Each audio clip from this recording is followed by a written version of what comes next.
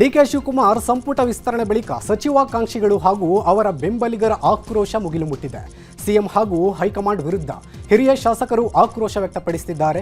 ಸಂಪುಟದಿಂದ ಕೈಬಿಟ್ಟವರನ್ನ ನಡೆಸಿಕೊಂಡಿದ್ದು ಸರಿಯಿಲ್ಲ, ಜಾತಿ ಸಮೀಕರಣವನ್ನ ಸರಿಯಾಗಿ ನಿಭಾಯಿಸಿಲ್ಲ, ಪಕ್ಷ ವಿರೋಧಿ ಚಟುವಟಿಕೆಗಳನ್ನ ಮಾಡಿದವರನ್ನ ಸಂಪುಟಕ್ಕೆ ಸೇರಿಸಿಕೊಂಡಿದ್ದೇಕೆ, ಸಣ್ಣ ಸಮುದಾಯದ ಮಂಕಾಳ ವೈದ್ಯರನ್ನ ಕೈಬಿಟ್ಟು ಪ್ರಬಲ ಸಮುದಾಯಕ್ಕೆ ಮಣೆ ಹಾಕಿದ್ಯಾಕೆ, ಸಂಪುಟದಲ್ಲಿ ಬಹುತೇಕ ಬಿಲಿಯನೇರ್ಗಳನ್ನ ಪರಿಗಣಿಸಿದ್ಯಾಕೆ, ವಾಲ್ಮೀಕಿ ಹಗರಣದ ಆರೋಪಿಯನ್ನ ಸಂಪುಟಕ್ಕೆ ಸೇರಿಸಿಕೊಂಡಿದ್ದು ಎಷ್ಟು ಸರಿ ಅಂತ ಹೈಕಮಾಂಡ್ ನಾಯಕರಿಗೆ ಹಿರಿಯ ಶಾಸಕರು ಸಾಲು ಸಾಲು ಪ್ರಶ್ನೆಗಳನ್ನ ಕೇಳಿದ್ದಾರೆ.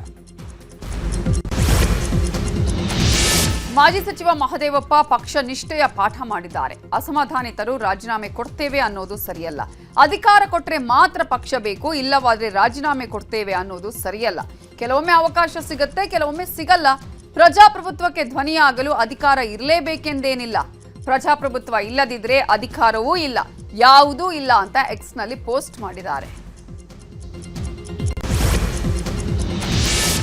ಎಚ್.ಸಿ. ಮಹದೇವಪ್ಪರಿಗೆ ಸಚಿವ ಸ್ಥಾನ ಸಿಗದ ಕಾರಣಕ್ಕೆ ಟಿ. ನರಸೀಪುರ ಕ್ಷೇತ್ರದ ಕಾಂಗ್ರೆಸ್ ಮುಖಂಡರು ಸಾಮೂಹಿಕ ರಾಜೀನಾಮೆ ನೀಡಿದ್ದಾರೆ. ಬ್ಲಾಕ್ ಕಾಂಗ್ರೆಸ್ ಅಧ್ಯಕ್ಷರು, ಕೆಪಿಸಿಸಿ ಸದಸ್ಯರು, ಬನ್ನೂರು ಬ್ಲಾಕ್ ಕಾಂಗ್ರೆಸ್ ಅಧ್ಯಕ್ಷ ಸೇರಿ ಅನೇಕರು ರಾಜೀನಾಮೆ ಸಲ್ಲಿಸಿದ್ದಾರೆ. ಇನ್ನು ಕೊಪ್ಪಳ ಕಾಂಗ್ರೆಸ್ ಶಾಸಕ ರಾಘವೇಂದ್ರ ಹಿಟ್ನಾಳಗೆ ಸಚಿವ ಸ್ಥಾನ ಕೈತಪ್ಪಿದ್ದಕ್ಕೆ ಕೊಪ್ಪಳ ಬ್ಲಾಕ್ ಕಾಂಗ್ರೆಸ್ ಸಮಿತಿ ಪದಾಧಿಕಾರಿಗಳು ಸಾಮೂಹಿಕ ರಾಜೀನಾಮೆ ಸಲ್ಲಿಸಿದ್ದಾರೆ. ಕೆಪಿಸಿಸಿ ಅಧ್ಯಕ್ಷ ಬಿಕೆ ಹರಿಪ್ರಸಾದ್ ಹಾಗೂ ಡಿಸಿಸಿ ಅಧ್ಯಕ್ಷ ಅಮರೇಗೌಡ ಬಯ್ಯಾಪುರ್ಗೆ ರಾಜೀನಾಮೆ ಸಲ್ಲಿಸಿದ್ದಾರೆ. ಇನ್ನು ಸಚಿವ ಸ್ಥಾನ ಸಿಗದಿದ್ದಕ್ಕೆ ಬೇಸರಗೊಂಡಿರುವ ಶಾಸಕ ಎಂ ಕೃಷ್ಣಪ್ಪರನ್ನ ನೂತನ ಸಚಿವರು ಭೇಟಿಯಾಗಿದ್ದಾರೆ. ವಿಜಯನಗರದ ನಿವಾಸಕ್ಕೆ ಸಚಿವರಾದ ಚೆಲುವರಾಯಸ್ವಾಮಿ, ಬಾಲಕೃಷ್ಣ ಹಾಗೂ ಶಾಸಕ ಕದಲೂರು ಉದಯ್ ಭೇಟಿ ನೀಡಿ ಎಂ ಕೃಷ್ಣಪ್ಪ ಅವರನ್ನ ಸಮಾಧಾನಪಡಿಸಿದ್ದಾರೆ. ಬಾಗೇಪಲ್ಲಿ ಶಾಸಕ ಸುಬ್ಬಾರೆಡ್ಡಿಗೆ ಸಚಿವ ಸ್ಥಾನ ಕೈತಪ್ಪಿರೋದಕ್ಕೆ ಬೆಂಬಲಿಗರು ಸಿಡಿದೆದ್ದಿದ್ದಾರೆ. ನಾಳೆ ಬಾಗೇಪಲ್ಲಿ, ಚೇಳೂರು, ಗುಡಿಬಂಡೆ ಸ್ವಯಂ ಪ್ರೇರಿತ ಬಂದ್ಗೆ ಸುಬ್ಬಾರೆಡ್ಡಿ ಬೆಂಬಲಿಗರು ಕರೆ ಕೊಟ್ಟಿದ್ದಾರೆ. ಅಂಗಡಿ ಮಾಲೀಕರು, ಖಾಸಗಿ ಶಾಲೆಗಳು ಬಂದ್ಗೆ ಬೆಂಬಲಿಸುವಂತೆ ಮನವಿ ಮಾಡಿದ್ದಾರೆ. ಹಿರಿಯ ಶಾಸಕ ಎಚ್.ಕೆ. ಪಾಟೀಲ್ಗೂ ಸಚಿವ ಸ್ಥಾನ ಕೈತಪ್ಪಿದ್ದಕ್ಕೆ ಬೆಂಬಲಿಗರು ಆಕ್ರೋಶ ಹೊರಹಾಕಿದ್ದಾರೆ. ಎಚ್.ಕೆ. ಪಾಟೀಲ್ ಬೆಂಬಲಿತ ನಗರಸಭೆ ಅಧ್ಯಕ್ಷರು ಸಾಮೂಹಿಕ ರಾಜೀನಾಮೆ ಕೊಟ್ಟಿದ್ದಾರೆ. ಗದಗ, ಬೆಟಗೇರಿ ನಗರಸಭೆಯ 22 ಸದಸ್ಯರು ರಾಜೀನಾಮೆ ನೀಡಿದ್ದಾರೆ. ಗದಗ ಜಿಲ್ಲಾಧಿಕಾರಿಗೆ ಸಾಮೂಹಿಕ ರಾಜೀನಾಮೆಯನ್ನ ಸಲ್ಲಿಸಿದ್ದಾರೆ. ಸಚಿವ ಸ್ಥಾನ ನೀಡುವಂತೆ ಉಪಸಭಾಪತಿ ಉಮಾಶ್ರೀ ಒತ್ತಡ ಹಾಕಿದ್ದಾರೆ. ಮಹಿಳೆಯರಿಗೆ ಸಂಪುಟದಲ್ಲಿ ಇನ್ನೂ ಅವಕಾಶ ಇದೆ, ಕನಿಷ್ಠ 3 ಮಹಿಳೆಯರನ್ನ ಮಂತ್ರಿ ಮಾಡಬೇಕು ಅಂತ ಹೇಳಿದ್ದಾರೆ. ಇನ್ನು ಸಚಿವ ಸ್ಥಾನ ಕೈ ತಪ್ಪಿದ ಹಿನ್ನೆಲೆ ಗುಬ್ಬಿ ಶಾಸಕ ಎಸ್.ಆರ್. ಶ್ರೀನಿವಾಸ್ ಬೇಸರ ಹೊರಹಾಕಿದ್ದಾರೆ. ಕೆಎಸ್ಆರ್ಟಿಸಿ ಅಧ್ಯಕ್ಷ ಸ್ಥಾನಕ್ಕೆ ರಾಜೀನಾಮೆ ಘೋಷಿಸಿದ್ದು, ನಾಳೆ ಹೋಗಿ ರಾಜೀನಾಮೆ ಕೊಡುವುದಾಗಿ ತುಮಕೂರಿನಲ್ಲಿ ಹೇಳಿಕೆ ನೀಡಿದ್ದಾರೆ. ಇನ್ನು ಎಐಸಿಸಿ ಅಧ್ಯಕ್ಷರ ವಿರುದ್ಧ ಕಾಂಗ್ರೆಸ್ ನಾಯಕಿ ಮೋಟಮ್ಮ ಆಕ್ರೋಶ ಹೊರಹಾಕಿದ್ದಾರೆ. ಮಹಿಳೆಯರಿಗೆ ಅವಕಾಶ ನೀಡದಿರೋದಕ್ಕೆ ಅಸಮಾಧಾನ ವ್ಯಕ್ತಪಡಿಸಿದ್ದಾರೆ. ನನ್ನ ಮಗಳಿಗೆ ಅವಕಾಶ ಕೊಡಬೇಕು ಅನ್ನೋದಲ್ಲ, ದಲಿತ, ಒಬಿಸಿ, ಮುಸ್ಲಿಂ ಸಮುದಾಯದ ಶಾಸಕಿಯರಿದ್ರೂ ಕನಿಷ್ಠ 3 ಮಹಿಳಾ ಶಾಸಕಿಯರಿಗೆ ಅವಕಾಶ ಕಲ್ಪಿಸಬೇಕು ಅಂತ ಹೇಳಿದ್ದಾರೆ. ಹಾಗೆಯೇ ನಯನಾ ಮೋಟಮ್ಮ ಬೇಸರ ಹೊರಹಾಕಿದ್ರು. ನಾನು ಈಗಲೂ ಸಚಿವ ಸ್ಥಾನದ ನಿರೀಕ್ಷೆಯಲ್ಲಿದ್ದೇನೆ, ಸಿಎಂ ಭೇಟಿ ಮಾಡಿ ಮನವಿ ಮಾಡಿದ್ದೇನೆ ಅಂತ ಹೇಳಿದರು. ಇನ್ನು ಶಾಸಕಿ ಅನ್ನಪೂರ್ಣ ತುಕಾರಾಂ ಮಾತನಾಡಿ, ಪಕ್ಷ ವಹಿಸಿದ ಎಲ್ಲ ಕೆಲಸವನ್ನ ಪ್ರಾಮಾಣಿಕವಾಗಿ ಮಾಡಿದ್ದೇನೆ, ಖಾಲಿ ಇರುವ ಸ್ಥಾನದಲ್ಲಿ ಅವಕಾಶ ಮಾಡಿಕೊಡುವಂತೆ ಮನವಿ ಮಾಡಿದ್ದೇವೆ ಅಂತ ಹೇಳಿದ್ದಾರೆ. ಡಿಕೆ ಶಿವಕುಮಾರ್ ನೇತೃತ್ವದ ನೂತನ ಸಂಪುಟದಲ್ಲಿ ಹಿರಿಯ ಕಾಂಗ್ರೆಸ್ ನಾಯಕ ದಿನೇಶ್ ಗುಂಡೂರಾವ್ ಸಚಿವ ಸ್ಥಾನ ಅವರಿಗೆ ಸಿಕ್ಕಿಲ್ಲ. ಹೀಗಾಗಿ ದಿನೇಶ್ ಗುಂಡೂರಾವ್ ಕೂಡ ಬೇಸರಗೊಂಡಿದ್ದಾರೆ. ದಿನೇಶ್ ಗುಂಡೂರಾವ್ಗೆ ಸಚಿವ ಸ್ಥಾನವನ್ನು ಕೊಡಬೇಕು ಅಂತ ಹೇಳಿ ಅವರ ಬೆಂಬಲಿಗರು ಕೆಪಿಸಿಸಿ ಕಚೇರಿ ಮುಂದೆ ಪ್ರೊಟೆಸ್ಟ್ ಮಾಡಿದ್ದಾರೆ.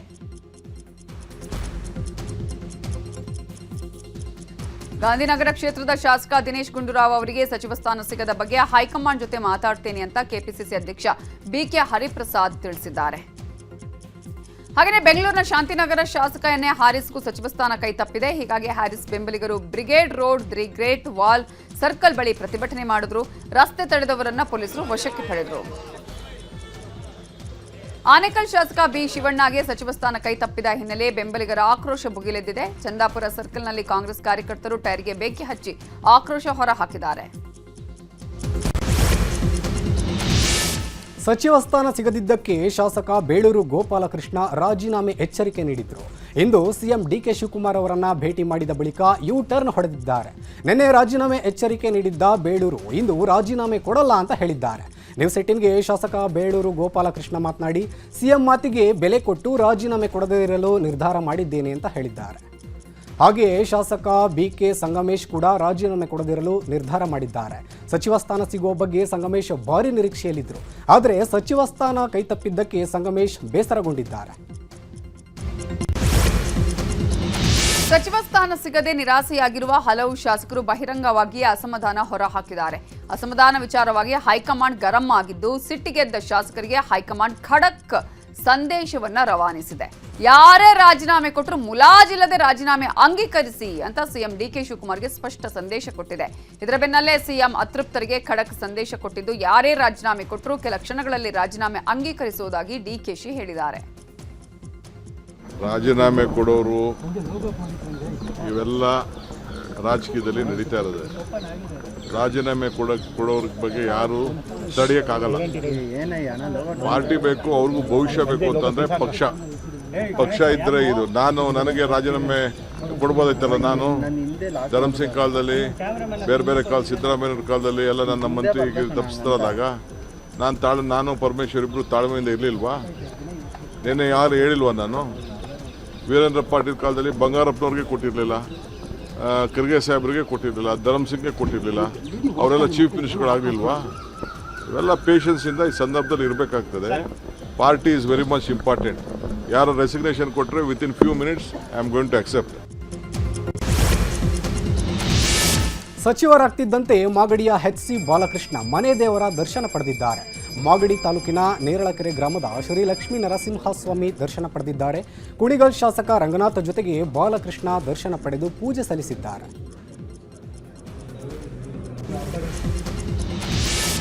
ಕ್ಯಾಬಿನೆಟ್ ವಿಸ್ತರಣೆ ಬಗ್ಗೆ ಬಿಜೆಪಿ ರಾಜ್ಯಾಧ್ಯಕ್ಷ ಬಿವೈ ವಿಜಯೇಂದ್ರ ಆಕ್ರೋಶ ಹೊರಹಾಕಿದ್ದಾರೆ. ತುಮಕೂರಲ್ಲಿ ಮಾತಾಡಿದ ಅವರು, ಸಮಗ್ರ ಕರ್ನಾಟಕದ ಹಿತ ಕಾಣ್ತಿಲ್ಲ. 7-8 ಜಿಲ್ಲೆಗಳಿಗೆ ಕ್ಯಾಬಿನೆಟ್ ಅಲ್ಲಿ ಪ್ರಾತಿನಿಧ್ಯ ಇಲ್ಲ.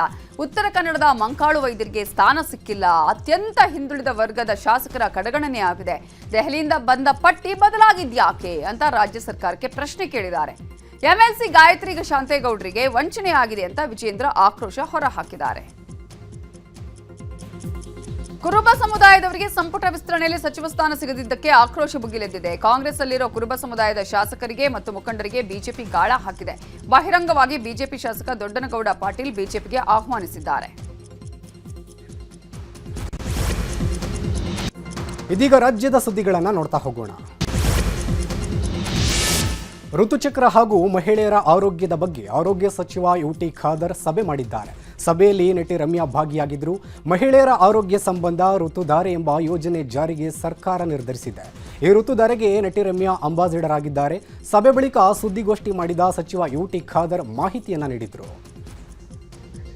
ಇನ್ನು ನಟಿ ರಮ್ಯಾ ಮಾತನಾಡಿ, ಬೇರೆ ದೇಶಗಳಿಗೆ ಹೋಲಿಸಿದರೆ ಭಾರತದಲ್ಲಿ ಮೆನೋಪಾಸ್ ಬೇಗ ಕಾಣಿಸಿಕೊಳ್ಳುತ್ತೆ. ಗ್ರಾಮೀಣ ಭಾಗದವರಿಗೆ ಇದರ ಬಗ್ಗೆ ಮಾಹಿತಿ ಕಡಿಮೆ ಇದೆ. ಹೀಗಾಗಿ ಇದರ ಬಗ್ಗೆ ಗೃಹಾರೋಗ್ಯ ಪುಸ್ತಕದಲ್ಲಿ ಸೇರಿಸಿ ಅಂತ ಮನವಿ ಇಟ್ಟುಕೊಂಡು ಬಂದ್ವಿ. ಆದರೆ ಈಗ ನನ್ನನ್ನೇ ಬ್ರ್ಯಾಂಡ್ ಅಂಬಾಸಿಡರ್ ಮಾಡಿದ್ದಾರೆ. ಖುಷಿ ಇದೆ ಅಂತ ಹೇಳಿದರು. Menopause is ಜನಕ್ಕೆ ಗೊತ್ತು. So I don't know what you are going through, but you understand what I'm saying, right? And I'm very happy that we met Khadar sir. He is such an open mind. You know, ಕೆಲವರು ಅದಕ್ಕೆ ಅರ್ಥನೇ ಇರಲ್ಲ, ಹೆಣ್ಮಕ್ಳಿಗೆ ಅರ್ಥ ಮಾಡ್ಕೊಳ್ಳಲ್ಲ. But you know, as a man, he understood and he was very open to it and he accepted it. So we're very grateful. Yes, we are. Our idea is that not only urban women gain awareness ಇರಬೇಕು ಅಂತ, but women in the villages, they also want to know what is happening to them, you know. Bidadi township ಯೋಜನೆ ವಿಚಾರವಾಗಿ 3 ಗ್ರಾಮಗಳ ರೈತರಿಗೆ ತಾತ್ಕಾಲಿಕ relief ಸಿಕ್ಕಿದೆ. ಯೋಜನೆ ವಿಚಾರವಾಗಿ ಸರ್ಕಾರ 3 ಗ್ರಾಮಗಳಿಗೆ ಅಂತಿಮ ಅಧಿಸೂಚನೆ ಹೊರಡಿಸಿತ್ತು. ಈ ನಿರ್ಧಾರ ವಿರೋಧಿಸಿ ರೈತರು ನ್ಯಾಯಾಲಯದಲ್ಲಿ ಅರ್ಜಿ ಸಲ್ಲಿಸಿದ್ರು. ಇವತ್ತು ನಡೆದ ಅರ್ಜಿ ವಿಚಾರಣೆಯಲ್ಲಿ ಕೋರ್ಟ್ ರೈತರ ಪರ ತೀರ್ಪು ಕೊಟ್ಟಿದೆ. ಯಾರು ಯೋಜನೆಗೆ ವಿರೋಧ ಮಾಡಿದ್ದಾರೋ ಅವರ ಜಮೀನಿನ ಭೂಸ್ವಾಧೀನ ಮಾಡದಿರಲು ಕೋರ್ಟ್ ಸೂಚನೆ ಕೊಟ್ಟಿದೆ. ತಮಿಳುನಾಡಿಗೆ ಕಾವೇರಿ ನೀರು ಹರಿಸದಂತೆ ಪಂಜಿನ ಮೆರವಣಿಗೆ ಮಾಡಿದ್ದ ಕರವೇ ಕಾರ್ಯಕರ್ತರ ವಿರುದ್ಧ ಎಫ್ಐಆರ್ ದಾಖಲಾಗಿದೆ. ಆಗಸ್ಟ್ 1ರಂದು ಕರವೇ ಪ್ರವೀಣ್ ಶೆಟ್ಟಿ ನೇತೃತ್ವದಲ್ಲಿ ಪಂಜಿನ ಮೆರವಣಿಗೆ ನಡೆದಿತ್ತು.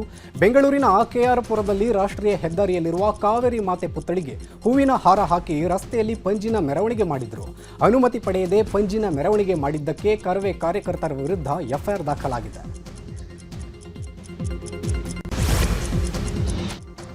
ಈಗ ಮಳೆಗೆ ಸಂಬಂಧಪಟ್ಟ ಸುದ್ದಿ. ಉತ್ತರ ಕನ್ನಡ ಜಿಲ್ಲೆಯ ಬಯಲುಸೀಮೆ ತಾಲೂಕಿನ ಮುಂಡಗೋಡದಲ್ಲಿ ಸುರಿದ ಮಳೆ ರೈತರಿಗೆ ಜೀವ ತುಂಬಿದೆ. ಕಳೆದ 15 ದಿನಗಳಿಂದ ಮಳೆ ಇಲ್ಲದೆ ಮುಂಡಗೋಡ ಜನರು ಬಿಸಿಲಿನ ಬೇಗೆಗೆ ಕಂಗಾಲಾಗಿದ್ರು. ನಿನ್ನೆಯಿಂದ ನಿರಂತರವಾಗಿ ಮಳೆ ಸುರಿತಾ ಇದೆ. ರೈತರು ಹರ್ಷ ವ್ಯಕ್ತಪಡಿಸಿದ್ದಾರೆ. ಶಿವಮೊಗ್ಗದಲ್ಲಿ ಬೆಳಗಿನಿಂದ ಸೈಲೆಂಟ್ ಆಗಿದ್ದ ಮಳೆರಾಯ ಈಗ ಮತ್ತೆ ತನ್ನ ರೌದ್ರ ಅವತಾರ ತೋರಿದ್ದಾನೆ. ಹೊಸನಗರ ಹಾಗೂ ಸಾಗರ ಭಾಗದಲ್ಲಿ ಮತ್ತೆ ಮಳೆ ಸುರಿಯುತ್ತಾ ಇದ್ದು ಶರಾವತಿ ಕಣಿವೆಯಲ್ಲಿ ನೀರಿನ ಹರಿವು ಹೆಚ್ಚಾಗಿದೆ. ಲಿಂಗನಮಕ್ಕಿ ಜಲಾಶಯದ ಒಳಹರಿವು ಹೆಚ್ಚಳಗೊಂಡಿದೆ. ಸದ್ಯ 35,536 ಕ್ಯೂಸೆಕ್ ಒಳಹರಿವು ಇದ್ದು 17,8.640 ಅಡಿಗೆ ಜಲಾಶಯ ಮಟ್ಟ ತಲುಪಿದೆ.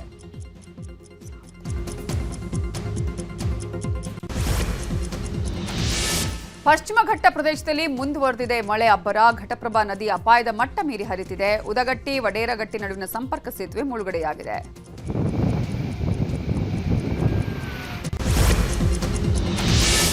ಮೈಸೂರಿನ ಕಬಿನಿ ಜಲಾಶಯ ಭರ್ತಿಯಾಗ್ತಾ ಇದೆ. ಟಿ ನರಸೀಪುರ ಪಟ್ಟಣದ ಶ್ರೀ ಕ್ಷೇತ್ರ ತಿರುಮಕೂಡಲು ಸಂಗಮದಲ್ಲಿ ಕಾವೇರಿ ಕಬಿನಿ ಸಂಗಮವಾಗುವ ದೃಶ್ಯ ಡ್ರೋನ್ ಕ್ಯಾಮೆರಾದಲ್ಲಿ ಸೆರೆಯಾಗಿದೆ.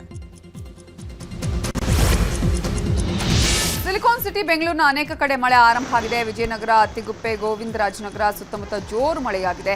ದಿಢೀರ್ ಸುರಿದ ಮಳೆಯಿಂದ ವಾಹನ ಸವಾರರು, ಪಾದಚಾರಿಗಳು ಪರದಾಡಿದರು.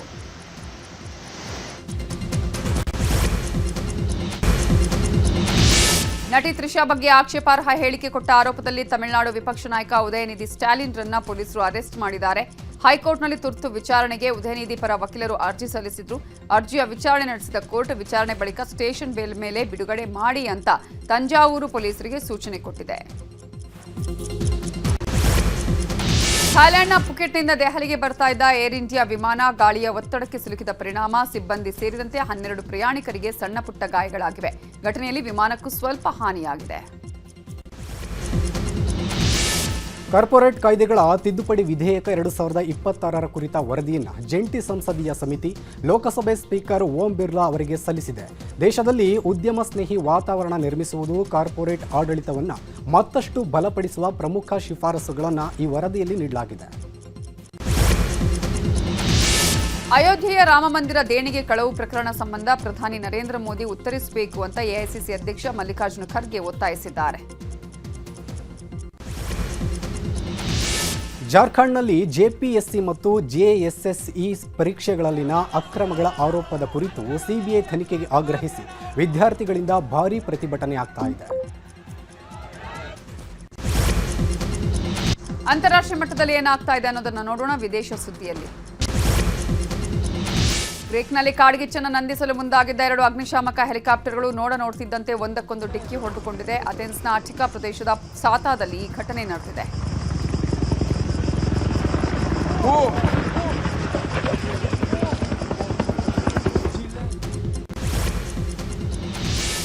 ಇಸ್ರೇಲ್ ಪ್ರಧಾನಿ ಬೆಂಜಮಿನ್ ನೆತನ್ಯಾಹು ಭಾರತದೊಂದಿಗಿನ ತಮ್ಮ ದೇಶದ ಸಂಬಂಧವನ್ನು ಹೊಗಳಿದ್ದಾರೆ. ಪ್ರಧಾನಿ ಮೋದಿ ನಮ್ಮ ಅತ್ಯುತ್ತಮ ಸ್ನೇಹಿತರಲ್ಲಿ ಒಬ್ಬರು ಎಂದಿದ್ದು ಭಾರತದಲ್ಲಿ ಇಸ್ರೇಲ್ಗೆ ಅಪಾರ ಬೆಂಬಲವಿದೆ ಅಂತ ಹೇಳಿಕೊಂಡಿದ್ದಾರೆ. ಯಾವುದೇ ಕಾರಣಕ್ಕೂ ಇರಾನ್ಗೆ ಇನ್ನೂ ಹೆಚ್ಚಿನ ಸಮಯ ಕೊಡೋದಿಲ್ಲ ಅಂತ ಅಮೆರಿಕ ಅಧ್ಯಕ್ಷ ಟ್ರಂಪ್ ಎಚ್ಚರಿಕೆ ಕೊಟ್ಟಿದ್ದಾರೆ. ನಮ್ಮ ಜೊತೆ ಒಪ್ಪಂದಕ್ಕೆ ಅಸ್ತಿತ್ವವಿಲ್ಲ ಅಂದ್ರೆ ನೀವು ಸಂಪೂರ್ಣವಾಗಿ ಶರಣಾಗಲು ಸಿದ್ಧರಾಗಿ ಅಂತ ಟ್ರಂಪ್ ಗುಡುಗಿದ್ದಾರೆ. ಪಾಕಿಸ್ತಾನ ಆಕ್ರಮಿತ ಕಾಶ್ಮೀರದಲ್ಲಿ ಸರ್ಕಾರ ವಿರೋಧಿ ಪ್ರತಿಭಟನೆಗಳ ವಿರುದ್ಧ ವರದಿ ಪ್ರಸಾರ ಮಾಡಿದ್ದ ಕತಾರ್ ಮೂಲದ ಸುದ್ದಿ ಸಂಸ್ಥೆ ಅಲ್ ಜಜೀರಾಗೆ ಪಾಕಿಸ್ತಾನವು ನಿಷೇಧ ಹೇರಿದೆ.